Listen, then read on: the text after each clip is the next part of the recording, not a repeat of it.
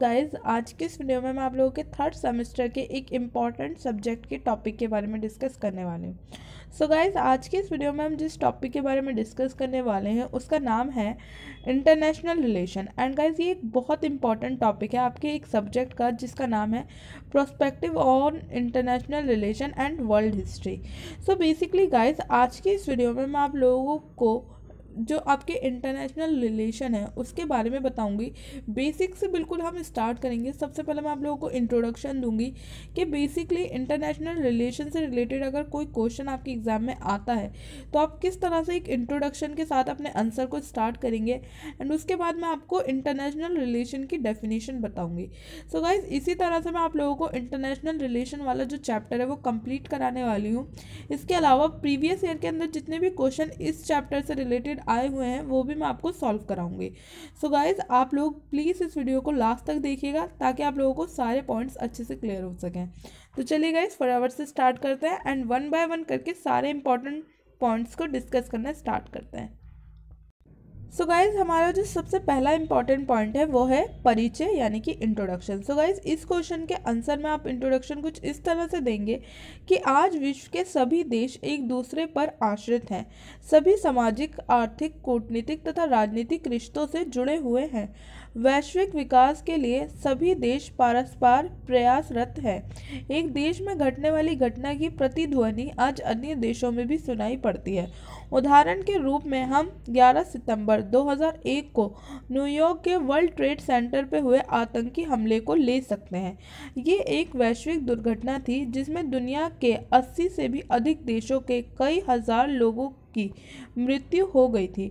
उसी प्रकार सुनामी की कहर से दक्षिण एशिया में न जाने कितने लोगों की जान चली गई। ये भी वैश्विक विपदा थी जिसमें जान माल के साथ साथ पर्यावरण को भी नुकसान पहुंचाया था। 2008 के प्रारंभ में कोसोवो ने अपनी स्वतंत्रता की घोषणा कर दी थी जिसने विश्व की शक्तियों के बीच खींचतान की और भी पेचीदा बना दिया। इन सभी घटनाओं एक समस्याओं की समझ के लिए अंतर्राष्ट्रीय संबंधों का अध्ययन करना आवश्यक है। सो गाइज बेसिकली इंट्रोडक्शन के अंदर आपको जो मेनली चीज़ें बतानी है वो ये बतानी है कि जैसे कि आज अगर हम इंटरनेशनल की रिलेशन की बात करना शुरू करते हैं। सो बेसिकली इंटरनेशनल रिलेशन का क्या मतलब है। इंटरनेशनल रिलेशन का मतलब ये है कि मान लीजिए हमारा इंडिया है, उसके जो रिलेशन है वो बाहर की कंट्रीज़ के साथ है। तो अगर इंडिया के अंदर कोई भी बहुत बड़ी घटना घटती है, कुछ भी बहुत बड़ी चीज़ होती है, फॉर एग्जाम्पल मान लीजिए किसी बहुत बड़े मिनिस्टर की डेथ हुई, तो इस बात की जो चर्चा है वो बाहर के देशों के अंदर भी होगी। बहुत सारे जो विदेश के मंत्री हैं वो हमारे देश में बोलेंगे, श्रद्धांजलि देंगे, उनको याद करेंगे। ठीक इसी तरह से अगर मान लीजिए अमेरिका में कोई आतंकवादी हमला हुआ है तो अमेरिका आप लोगों को पता ही है इस वक्त वर्ल्ड की सबसे बड़ी पावर है। तो अगर अमेरिका के अंदर कोई हमला हुआ है जैसे कि 11 सितंबर को हुआ था न्यूयॉर्क के वर्ल्ड ट्रेड सेंटर पे, तो गाइस ये एक ऐसा हमला था जिसकी चर्चा पूरे वर्ल्ड के अंदर की गई थी, हर देश के अंदर की गई थी। एंड इसी हमले के बाद इस चीज़ को देखा कि आतंकवाद जो है वो एक बहुत बड़ी समस्या बन चुका है आज के वक्त में। सो गाइस इसी घटना के बाद ये चीज़ का अंदाज़ा लगाया गया कि आतंकवाद जो टॉपिक है बेसिकली ये किसी एक देश की समस्या नहीं है बल्कि ये पूरे वर्ल्ड की समस्या है। एंड गाइस इंटरनेशनल रिलेशन के अंदर उन्हीं प्रॉब्लम्स को डिस्कस किया जाता है जो ना केवल एक देश की बल्कि पूरे वर्ल्ड की होती है। So guys I am sure आपको इंट्रोडक्शन अच्छे से क्लियर हो गया होगा। इंट्रोडक्शन में आपको इसी तरह से बेसिक से लैंग्वेज के अंदर अपने आंसर को एक्सप्लेन करना है। तो चलिए गाइस हम बढ़ते हैं हमारे नेक्स्ट पॉइंट की तरफ। सो गाइज हमारा नेक्स्ट पॉइंट है अंतर्राष्ट्रीय संबंधों की परिभाषा और अर्थ। तो गाइज सबसे पहले पॉइंट के अंदर बताया गया है कि अंतर्राष्ट्रीय शब्द का शाब्दिक अर्थ है विभिन्न राष्ट्रों के मध्य संपर्क। ये संपर्क कई प्रकार से स्थापित किया जाता है जैसे कि सामाजिक, सांस्कृतिक, आर्थिक, राजनीतिक तथा कूटनीतिक। वैसे तो इस प्रकार के संबंध प्राचीन काल से ही चले आ रहे हैं, लेकिन पहली बार 17वीं सदी के लैटिन लेखक रिचर ने इंटरजेंटिस नामक पद का प्रयोग किया था। सो गाइज बेसिकली आपको डेफिनेशन के अंदर सबसे पहले जो ये इंटरनेशनल रिलेशन यानी कि अंतर्राष्ट्रीय संबंध ये जो वर्ड है इसके बारे में डिस्कस करना है, जो कि यहाँ पे मैंने आप लोगों को एक्सप्लेन करने की कोशिश की है। तो बेसिकली गाइज अंतर्राष्ट्रीय संबंधों का जो शाब्दिक अर्थ आज के वक्त के अंदर निकाला जाता है वो ये निकाला जाता है कि जब एक राष्ट्रीय दूसरे राष्ट्रीय से संबंध स्थापित करता है। अब ये संपर्क किसी भी तरह से हो सकता है, जैसे कि सामाजिक हो सकता है, सांस्कृतिक हो सकता है, आर्थिक हो सकता है, कूटनीतिक हो सकता है, किसी भी तरह से हो सकता है, लेकिन ये संबंध प्राचीन काल से ही चले आ रहे हैं। तो गाइस बेसिकली जो ये इंटरनेशनल रिलेशन ये अंतर्राष्ट्रीय संबंध जो ये वर्ड है ये कब निकल कर आया इसके बारे में हमने नेक्स्ट पॉइंट के अंदर चर्चा की है।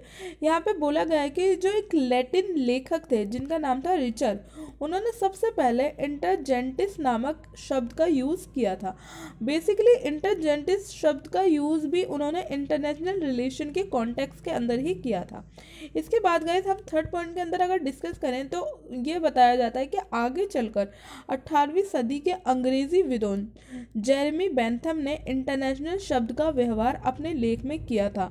इन दोनों शब्दों का आशय अंतर्राष्ट्रीय कानून से है। सो गाइस बेसिकली जो हमारा इंटरनेशनल जो वर्ड है वो सबसे पहले 18वीं सदी में जेरेमी बेंथम ने यूज़ किया था। तो गाइस आप लोगों को जेरेमी बेंथम का नाम ज़रूर याद रखना है एंड ये भी याद रखना है कि ये कौन थे, ये एक अंग्रेज़ी विद्वान थे। तो गाइस इन्होंने सबसे पहले इंटरनेशनल वर्ड का यूज़ किया, इंटरनेशनल शब्द का यूज़ किया। तो गाइस इंटरनेशनल शब्द और इसके अलावा जो ये शब्द हमने ऊपर देखा इंटरजेंटिस, ये जो दो शब्द हैं इन दोनों शब्दों का जो बेसिक सा मतलब निकल कर आता है वो यही आता है कि इन दोनों शब्दों का मतलब है अंतर्राष्ट्रीय कानून।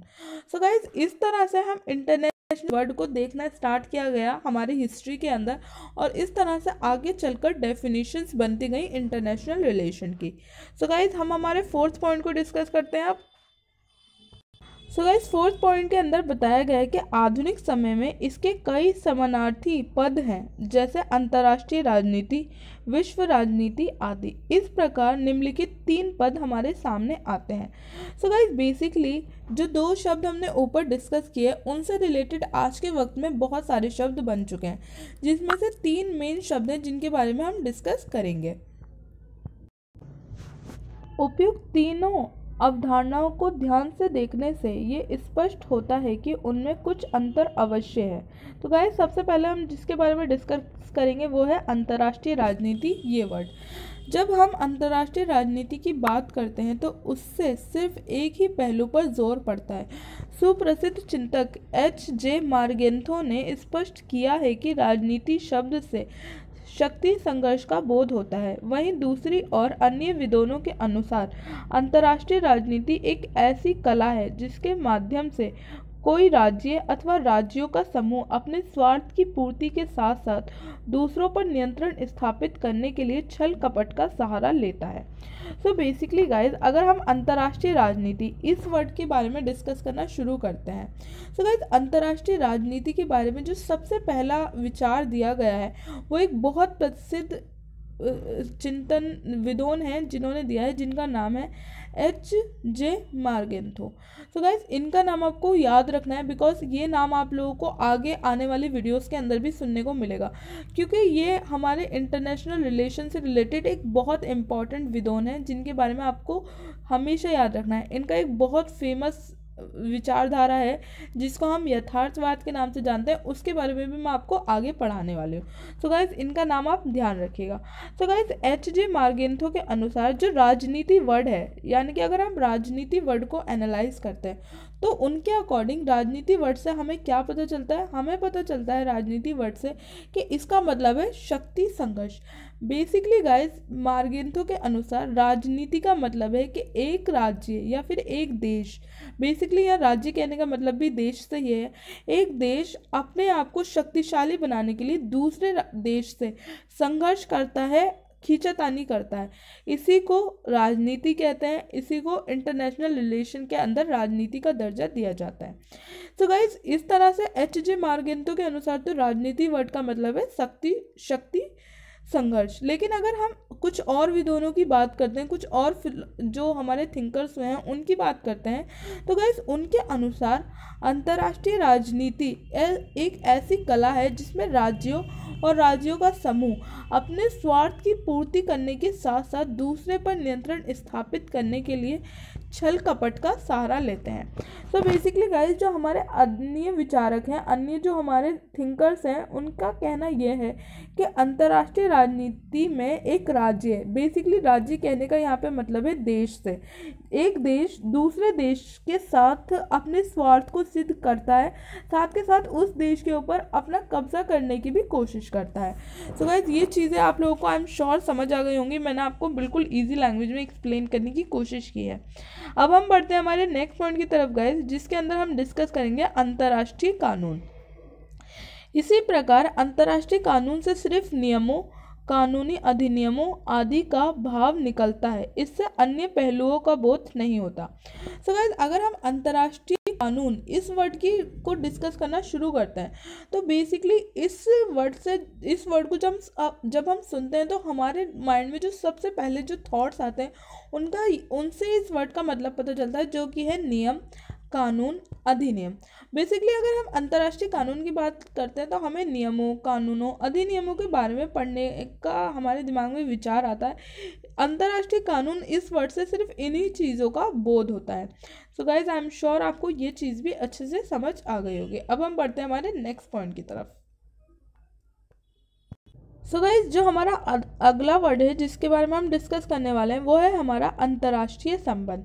सो गाइज अंतर्राष्ट्रीय संबंध बेसिकली इस वर्ड का क्या मतलब है इसके बारे में हम देखते हैं। परंतु अंतर्राष्ट्रीय संबंध अपने आप में एक व्यापक पद है। इसके अंतर्गत सब तरह के संबंध आ जाते हैं जिसमें राजनीतिक, आर्थिक, सांस्कृतिक, कूटनीतिक सभी प्रकार के संबंध सम्मिलित हैं।